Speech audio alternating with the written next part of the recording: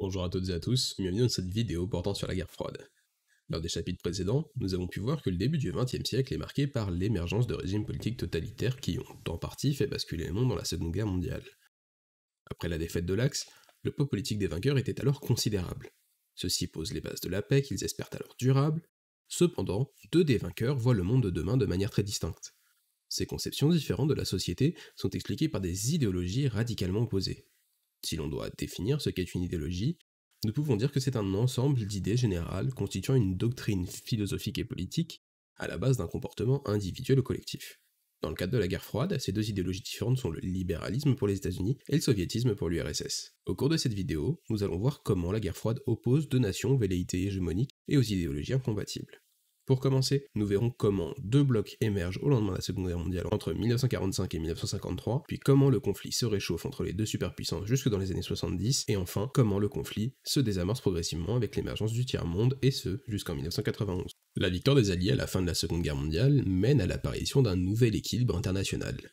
N'ayant plus d'ennemis communs, les alliés de circonstance, américains et soviétiques, se retrouvent en tête-à-tête et au premier plan des relations internationales. Leurs idéologies s'opposent en tout plan, et ont tous deux une visée universaliste.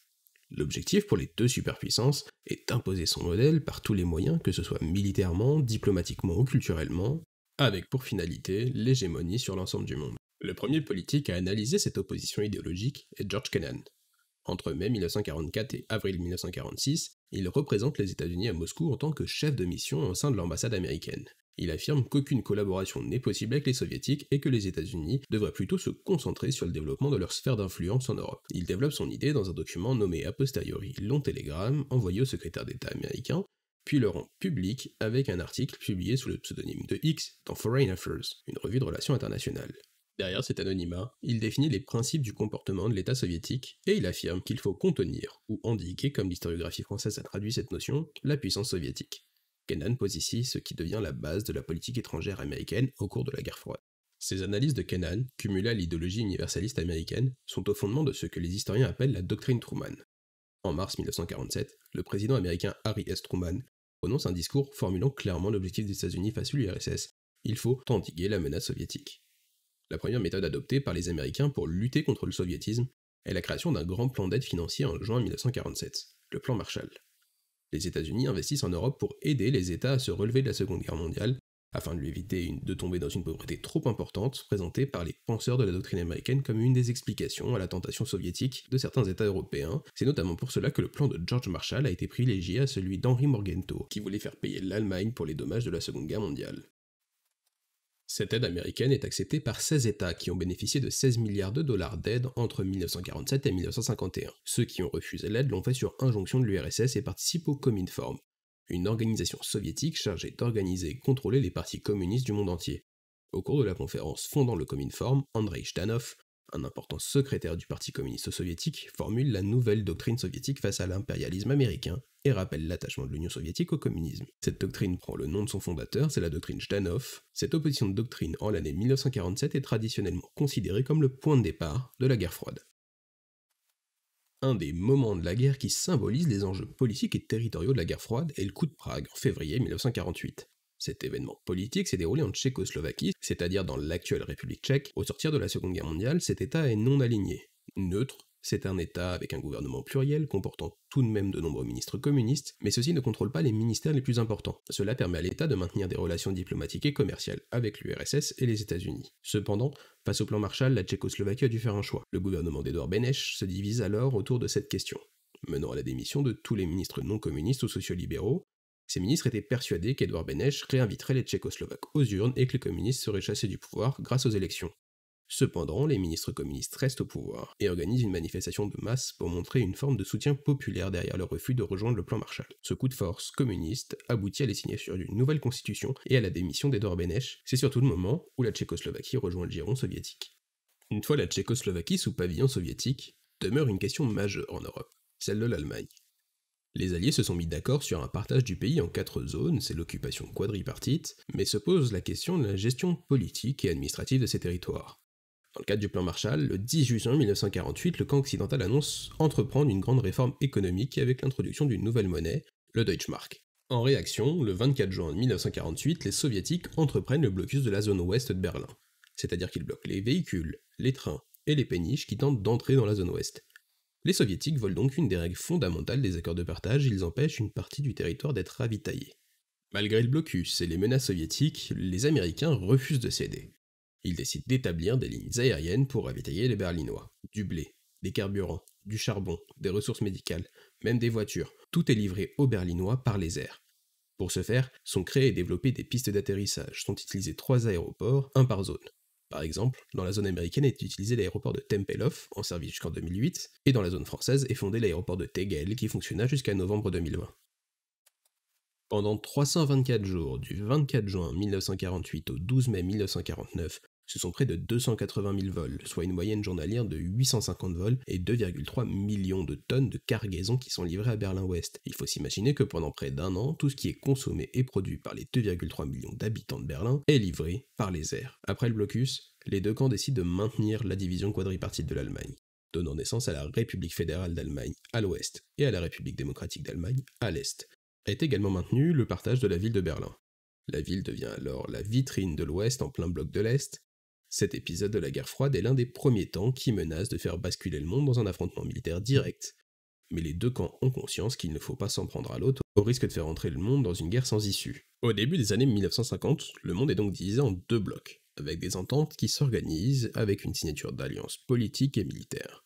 En 1949 est signé le traité de l'Atlantique Nord qui se concrétise dans l'organisation du traité de l'Atlantique Nord, OTAN, en 1950. L'OTAN est une organisation militaire réunissant les alliés européens des Américains.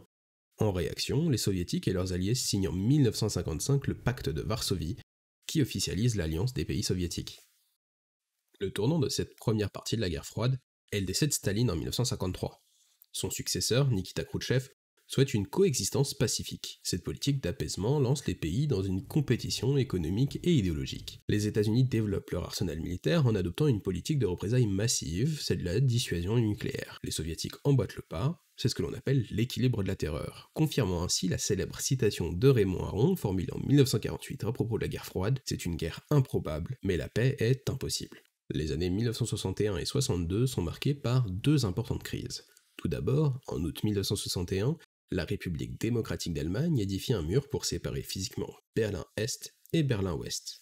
La volonté première du gouvernement communiste est-allemand est de limiter les départs de l'Est vers l'Ouest au travers de Berlin-Ouest. Cette partie de la ville est une vitrine pour la RFA, et elle rayonne sur sa voisine de RDA. En plus des difficiles conditions de vie et des salaires très faibles, ce rayonnement attire près de 3 millions d'Allemands de l'Est entre 1949 et 1961. Cette fuite de l'Est vers l'Ouest n'est que très faiblement compensée par des fuites d'Ouest en Est par quelques communistes convaincus. Cette décision divise physiquement pendant près de 30 ans la ville. Le seul moyen de se rendre légalement d'un côté à l'autre est avec une autorisation et au travers de checkpoints, parmi lesquels nous pouvons relever le plus connu, Checkpoint Charlie, devenu un réel paradis des touristes mais qui fut le lieu d'une importante démonstration de force par les États-Unis dès octobre 1961. Pendant ces 30 années, de nombreux Allemands ont tenté la fuite au travers de différents moyens illégaux, comme l'utilisation de faux papiers, la passe dans un coffre de voiture ou encore l'usage de tunnels. Cette division physique fut aussi humaine. Les Ossis et les Wessis habitent une même ville, mais n'ont pas du tout la même vie. À l'ouest, c'est le règne du libéralisme économique et de la modernité, tandis que l'Est est gouverné par un régime politique communiste qui suit les recommandations ou les ordres politiques de Moscou. Il faut attendre le 9 novembre 1989 pour voir ce mur tomber, mais nous aurons l'occasion de revenir sur ce point. La même année, les États-Unis tentent de renverser la révolution nationale emmenée par Fidel Castro à Cuba. Pour se sauver, Castro, au cours de l'année 1962, se rapproche de l'URSS. En signe d'amitié avec les soviétiques, et pour profiter d'une protection militaire face aux États-Unis, il décide d'accueillir des missiles nucléaires. La riposte des États-Unis est immédiate par la voix du président John Fitzgerald Kennedy et lance la crise de Cuba. Cette crise est celle de la dissuasion nucléaire. Depuis la Seconde Guerre mondiale, les puissances ont pris conscience de l'enjeu de l'arme nucléaire et cette question est au cœur de la guerre froide. La crise cubaine est l'incarnation de cette menace aux yeux des Américains. Américains comme soviétiques ont conscience que les armes nucléaires, dans les quantités produites par les deux États, sont une réelle menace pour l'existence humaine. Mais le positionnement géographique des engins nucléaires et la puissance de ceux-ci demeurent un réel enjeu du conflit. À Cuba, l'arrivée de Fidel Castro au pouvoir permet aux soviétiques d'avoir un allié aux portes des États-Unis. La menace qui fut jusqu'à ce mois d'octobre de 1962 très distante et concernait essentiellement les alliés des États-Unis devient une menace réelle pour les Américains, soulignant à l'occasion toutes les craintes populaires vis-à-vis de cette arme. There was a turtle by the name of Bert, and the turtle was very alert. When danger threatened him, he never got hurt. He knew just what to do. He ducked and covered, ducked and covered. He did what we all must learn to do. You and you and you and you, duck and cover. Be sure and remember what Bert the Turtle just did, friends, because every one of us must remember to do the same thing. That's what this film is all about. Duck and cover. This is an official civil defense film produced in cooperation with the Federal Civil Defense Administration and in consultation with the Safety Commission of the National Education Association. En 1962, les avions du renseignement américain ont repéré des installations sur le territoire cubain qui laissent penser que des lanceurs de missiles pourraient être construits et installés. Dès le lendemain, les États-Unis ont la preuve que le projet soviétique est d'apporter des engins nucléaires à Cuba pour menacer directement la capitale américaine, Washington DC. Au fil des réunions d'état-major, le président américain John Fitzgerald Kennedy et son secrétaire d'État Robert McNamara prennent conscience qu'il faut informer le peuple américain de la situation. C'est chose faite, le 22 octobre 1962, JFK présente la menace aux Américains au cours d'un discours télévisé qui marque l'histoire de la guerre froide. Il annonce par la même occasion le blocus de l'île de Cuba, plus aucun navire ne peut entrer ou sortir de l'île tant que les communistes ne renoncent pas à leur projet. Dès le 25 octobre, des navires soviétiques sont bloqués par le blocus et font demi-tour. Et le 28, Nikita Khrouchtchev annonce la fin de ce projet en contrepartie du démantèlement des missiles américains présents dans les bases de l'OTAN en Turquie, en Italie et en Grèce. Ce deal américano-soviétique marque la fin de la crise de Cuba. Le blocus de l'île n'a cependant été levé qu'en octobre 1962 et les tensions entre Cuba et les Américains persistent toujours aujourd'hui, tandis que l'amitié soviéto-cubaine est rappelée à de nombreuses reprises dès la fin de la crise. Après l'épisode cubain, la guerre froide entre dans la détente. Les deux superpuissances font le choix d'une riposte graduée et proportionnelle. En 1968 et 1972, des traités de désarmement sont signés pour empêcher les États d'augmenter leurs arsenaux nucléaires et stratégiques. Au même moment, le gouvernement ouest-allemand, emmené par Willy Brandt, décide de lancer l'Ostpolitik, une politique d'ouverture vers l'Est. Cette ouverture se concrétise en 1975 avec les accords d'Helsinki où 32 États, dont les États-Unis et l'URSS, se réunissent pour parler de l'Europe, de son économie, de sa sécurité, ainsi que des droits de l'homme et des libertés. Il y a une concertation pour définir un avenir européen. Cependant, il faut voir la détente comme un temps de concentration sur la politique intérieure pour les superpuissances qui connaissent alors une période de difficulté intérieure, ainsi que dans leurs alliances. L'URSS est contestée à Budapest et à Prague, où le peuple manifeste pour une libéralisation de l'économie et de la politique. En 1963, la République populaire de Chine, dirigée par Mao Tse-tung depuis 1949, décide de quitter le giron soviétique. Du côté américain, la situation est également très complexe. L'intervention franco-britannique dans le canal de Suez en 1956, suite à la nationalisation de celui-ci par le président égyptien Nasser, pousse les États-Unis à prendre parti contre leurs alliés. En réaction, la France se dote de l'arme nucléaire en 1960 et quitte le commandement intégré de l'OTAN en 1966 sous l'impulsion du président Charles de Gaulle. En parallèle, la guerre du Vietnam et le mouvement populaire de 1968 s'imposent dans les débats publics américains et sont l'objet de vives contestations du monde politique au sein des populations. En effet, la guerre du Vietnam traumatise durablement les États-Unis. Pourtant, initialement, ce conflit n'est pas américain, c'est l'héritage d'une situation coloniale française mal gérée qui donne du fil à retordre aux Américains. En effet, le conflit vietnamien est hérité de la guerre d'Indochine qui a eu lieu entre 1946 et 1954, une guerre de décolonisation qui oppose la France et le Viet Minh, une organisation militaire du Parti communiste vietnamien dirigée par Ho Chi Minh. Ho Chi Minh proclame une république du Vietnam le 2 septembre 1945 et crée un État. Avec ses soutiens appelés Viet Minh, il fuit vers le nord du pays à l'arrivée des Français à Saigon en 1946. C'est le début de guérillas, c'est-à-dire des guerres d'unités mobiles sans véritable ligne de front, où la France s'enlise. La France appelle alors les États-Unis à l'aide en 1950 et c'est le début de batailles plus traditionnelles, que l'on appelle des batailles rangées. Cela n'empêche pourtant pas la France d'être défaite à Dien Bien Phu en 1954. La paix entre la France et le Vietnam est signée à Genève en 1954. Ce traité donne naissance à deux Vietnams. Les deux sont indépendants, mais ils sont séparés par le 17e parallèle. Au nord, le Nord-Vietnam d'Ho Chi Minh, et au sud, un État vietnamien dirigé par Diem, mis au pouvoir par les États-Unis. Les États-Unis interviennent au Vietnam dans le cadre de la théorie des dominos. Ils veulent prévenir un basculement communiste dans le cas où le Vietnam le deviendra à son tour. Au Nord-Vietnam, la mutation communiste de l'économie continue avec une réforme agraire en 1956 qui vise à la suppression de la propriété terrienne, tandis qu'au sud, le président Diem établit avec l'aide des États-Unis un pouvoir autoritaire avec une chasse aux communistes et un encadrement du bouddhisme dans les campagnes. Dans ce cadre, émerge en 1960 le Front National de Libération, FNL, un mouvement communiste et nationaliste. Ce mouvement est davantage connu sous le nom de Viet Cong. Ce mouvement agit au Vietnam sans pour autant faire entrer les États-Unis dans la guerre. C'est grâce ou à cause de l'incident du golfe du Tonkin en 1965 que le président américain Johnson peut intervenir au Vietnam. Avec ce casus belli, les États-Unis se posent en victime des Vietnamiens et se lancent en guerre. L'intervention qui se voulait rapide est un échec.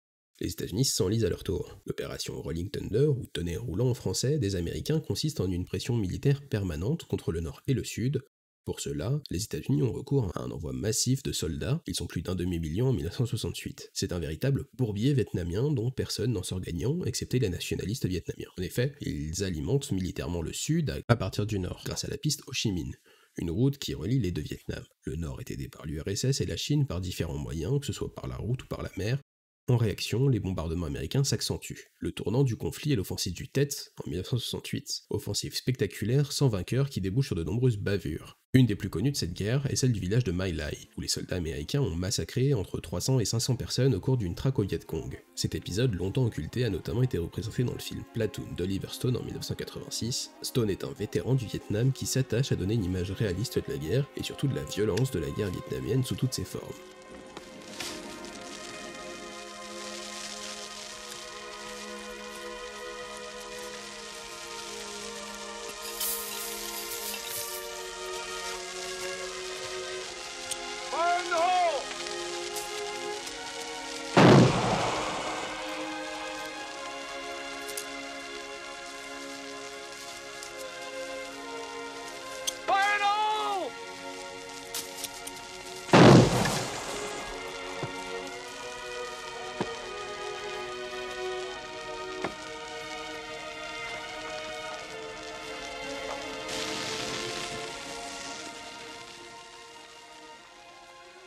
Ce film se pose en opposition au film du célèbre John Wayne, Les Bérets Verts, sorti 20 ans plus tôt. Cette représentation très idéalisée du conflit, présentée comme clinique et constructeur pour les jeunes soldats, fut longtemps une des seules représentations de la guerre, et donc une des seules représentations données à l'opinion publique américaine. Mais face au scandale grandissant et à l'enlisement américain, le président Johnson annonce un retrait partiel des troupes américaines et commence les négociations de sortie de guerre. For it seems now more certain than ever that the bloody experience of Vietnam is to end in a stalemate. But it is increasingly clear to this reporter that the only rational way out then will be to negotiate, not as victors, but as an honorable people who lived up to their pledge to defend democracy and did the best they could. Il y a alors une vietnamisation de la guerre actée par le traité de Paris en 1973 qui marque le retrait définitif des États-Unis. La conclusion de la guerre ayant lieu avec la prise de Saigon en 1975 par les Viet Cong, qui renomment la ville Ho Chi Minh Ville. C'est le symbole de la défaite américaine au Vietnam. La défaite américaine au Vietnam est le symbole d'un tournant. Un petit État comme le Vietnam a été capable de vaincre la superpuissance américaine. À partir des années 1970, un nouveau groupe d'acteurs émerge, le Tiers-Monde. Ce nom, créé par le démographe français Alfred Sauvy, est inspiré du tiers-État de l'Ancien Régime. Sauvy veut donner un nom à ce, je cite, Tiers-Monde, ignoré, exploité, méprisé comme le tiers-État, qui veut lui aussi être quelque chose. Premier symbole, en 1973, l'Organisation des pays exportateurs de pétrole, OPEP, décide de limiter sa production de pétrole journalière, ce qui entraîne une flambée des prix et par conséquent fait entrer les pays du Nord dans une crise économique durable. C'est le premier choc pétrolier. Ce choc pétrolier est un élément supplémentaire après la nationalisation du canal de Suez par Nasser qui prouve que le tiers-monde s'affirme sur la scène internationale. L'équilibre des puissances bascule progressivement vers des États qui ne sont pas les superpuissances. En plus de ce déséquilibre économique majeur, la deuxième partie des années 1970 est surtout marquée par des États-Unis affaiblis et vivement contestés après la guerre du Vietnam ainsi que par l'invasion soviétique de l'Afghanistan en 1979. Les deux puissances s'affaiblissent sur la scène internationale ainsi qu'à l'intérieur même de leurs États. Cela explique partiellement le déplacement du conflit sur d'autres scènes. Par exemple, en représailles à l'invasion de l'Afghanistan, les États-Unis décident de boycotter les Jeux Olympiques de Moscou en 1980. Ils sont suivis par une partie de leurs alliés comme le Japon ou l'Allemagne de l'Ouest. La compétition sportive est bien évidemment dominée par les Soviétiques avec 195 médailles, dont 80 en or, mais ces médaillés ne défendent pas leur titre en 1984 car à son tour l'URSS et ses alliés boycottent les Jeux Olympiques de Los Angeles, affirmant que la sécurité des athlètes soviétiques ne peut être garantie sur le territoire américain. C'est pourquoi l'URSS organise ses Jeux de l'amitié avec ses alliés, montrant que la puissance soviétique n'a pas besoin du reste du monde pour faire sa compétition multisport. Il faut attendre 1988 et les Jeux de Séoul pour retrouver une compétition sportive digne d'intérêt, et avec des performances de premier plan. En athlétisme par exemple, le podium du lancer de marteau est trusté par 3 soviétiques, Litvinov, Sedik et Tam. Les 3 hommes lancent leur marteau plus de 81 mètres et même 84 mètres 80 pour Litvinov, sinon une des meilleures performances mondiales de tous les temps et le record olympique toujours en place. À l'issue de ces jeux, nous pouvons dire que les soviétiques gagnent cette lutte sportive haut la main, avec une traînée de domination au tableau des médailles. Une nouvelle scène de conflit émerge également dans les années 1980. Dès l'élection de novembre 80, le nouveau président américain Ronald Reagan annonce vouloir développer un programme de défense spatiale. Ce programme, né en 1983 sous le nom d'Initiative de défense stratégique, IDS, ce projet est très rapidement surnommé Star Wars par la presse. Il a pour but de détruire tout missile soviétique avec un bouclier spatial au-dessus des États-Unis. Ce surnom cinématographique vient des discours de Ronald Reagan qui à de nombreuses reprises fait référence à l'URSS à l'aide de l'expression « empire du mal ». Cette vision manichéenne de la guerre froide est très importante et ici la comparaison entre l'armée de Palpatine emmenée par Dark Vador et l'Union soviétique est un objectif. Rappeler à l'opinion publique américaine que le camp libéral est le camp du bien tandis que le mal se situe à l'est. En temps de crise intérieure, il est important pour Reagan, qui a déjà pour objectif « Make America Great Again », de redéfinir qui est l'ennemi. C'est notamment pour se défendre face à cet ennemi qu'est l'URSS que Ronald Reagan fait installer des missiles Pershing en Europe dès 1983, ce qui est surnommé la crise des euromissiles et qui est très bien représenté par certaines productions cinématographiques. En parallèle de ces crises, la Communauté économique européenne, CEE, créée en 1957, se développe de plus en plus loin d'une dépendance aux États-Unis. Reconstruite à l'aide du plan Marshall, l'Europe connaît une importante croissance économique jusqu'au choc pétrolier de 1973.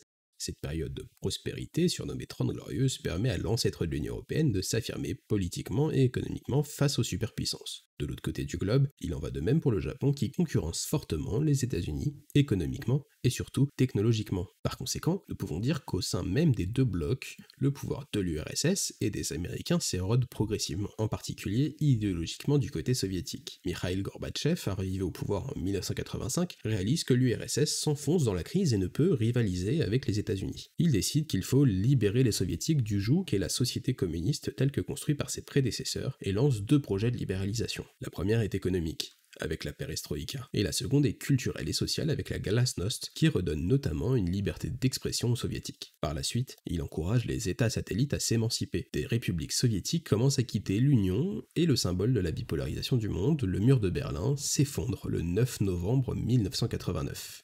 Au soir de ce 9 novembre 1989, la jeunesse allemande, qu'elle soit de l'Est ou de l'Ouest, s'est emparée du mur de Berlin. Plus de résistance militaire par l'armée de la RDA. La jeunesse s'empare du symbole d'une division de leur ville, mais aussi du monde. Le mur de Berlin tombe sous les cris de joie de milliers de Berlinois présents pour assister à cet événement majeur de l'histoire, mais aussi de leur histoire. Aujourd'hui, ce mur demeure en quelques espaces de la ville pour ne pas oublier. Mais la société allemande et berlinoise reste profondément marquée par cette division qui durera 3 décennies.